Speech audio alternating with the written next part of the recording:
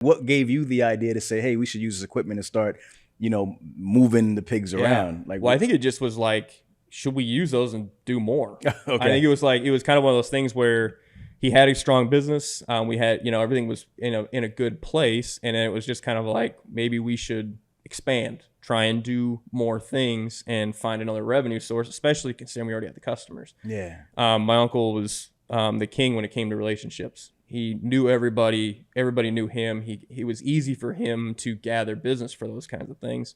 And so when we had that conversation, it didn't take long for him to just start letting those wheels turn and go, I can make a few calls and we can figure this out. So Got it. And how do you load pigs into a trailer?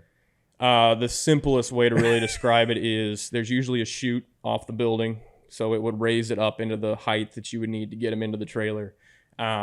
Usually in this case, if it's baby pigs, you're like in this full outfit, like a hazmat suit looking thing.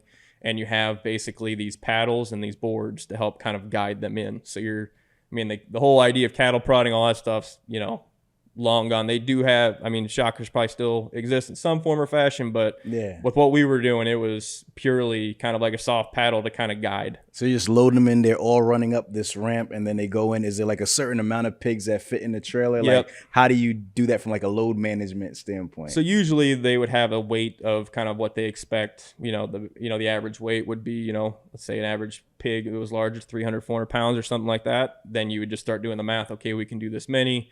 You need to put this many in this gate so that the weight spaces out correctly, and off you go. Got it. Has there ever been a crazy story you have from like transporting pigs?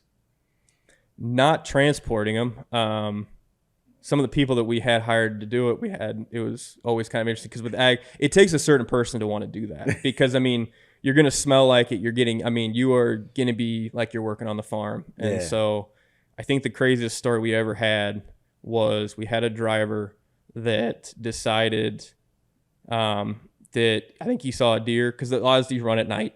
And so he saw a deer and I guess he had a bow and arrow or something with him and took it down, strapped it to the back of his truck. And then when he was coming by the place the next morning, we saw it and he explained that he basically went on a hunting trip on the highway. Rambo. While pulling pigs. So it was stuff like that. Rambo. He's out there.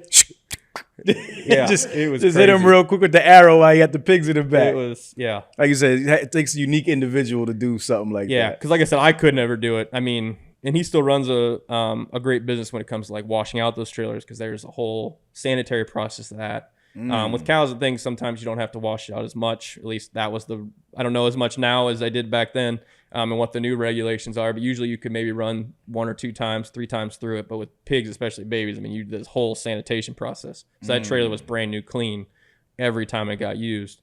And so that was another business that he eventually got in after him and I separated and I went kind of in a different route and he kind of really got into that business and that's been really good for him. Got it. And my last pig question, because I'm just fascinated by this. How much money do you make hauling pigs? Like, was it a profitable margins or how did you even bill that? Like, how did you know what to charge the guy to haul them? My last pig question, because I'm just fascinated by this. How much money do you make hauling pigs? Like, was it a profitable margins or how did you even bill that? Like, how did you know what to charge the guy to haul them? Yeah, so in general, it was on a per load basis. We had kind of an agreement based on where one was going to another, what we would get paid.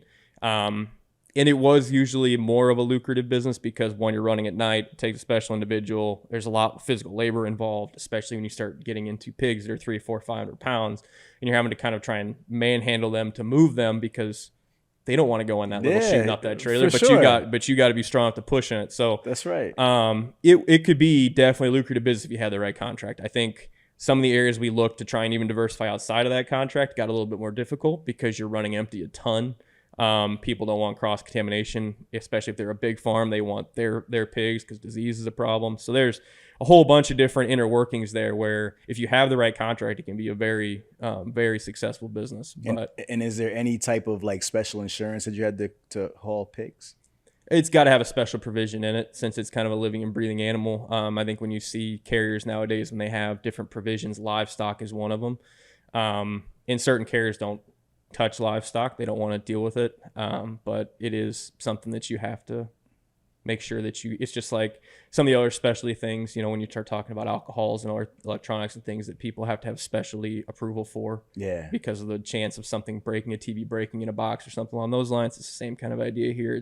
There's a better chance that something can happen than if you got a bunch of pallets in the back of a trailer that, for sure, if half a pallet falls off, it might cost somebody $3 to go get a new block of wood and nail it back together. That's true. That's true. Scenario.